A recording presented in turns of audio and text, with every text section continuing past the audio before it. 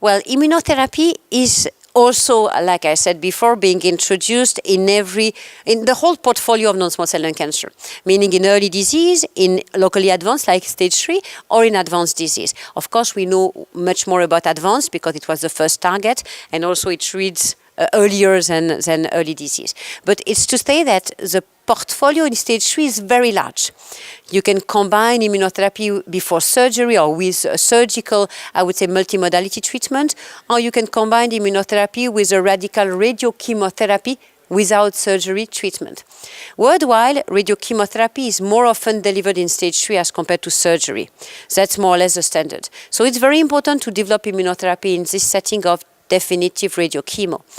The Pacific trial was basically dramatically showing that Durvalumab maintenance, call it consolidation, after radiochemotherapy for a year impacts PFS with a PFS here reported of 17 months. 17 months was never met in this disease in terms of PFS. So just showing you that regardless of the fact that we don't have the OS data, such an improvement means probably better quality of life and will probably mean overall survival benefit. But it's really kind of meaningful and changes our guidelines.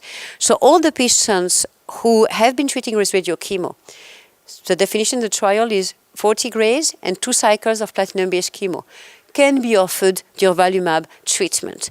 No additional toxicity have been observed as compared to the absence of this consolidation treatment, so it is safe as long as you target patients who don't have contraindication for immunotherapy.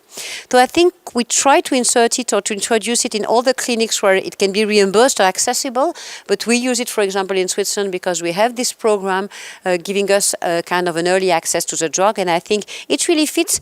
If you can go for radiochemo in a patient, if you don't have contraindication for immunotherapy, there's no reason you wouldn't go for Durvalumab maintenance. What's the perspective? To do better. You have a very simple one-drug consolidation for a year. So there are 2 questions. Shouldn't you move the immunotherapy earlier, concurrently to radiochemo, or even before radiochemo? So the schedule is important.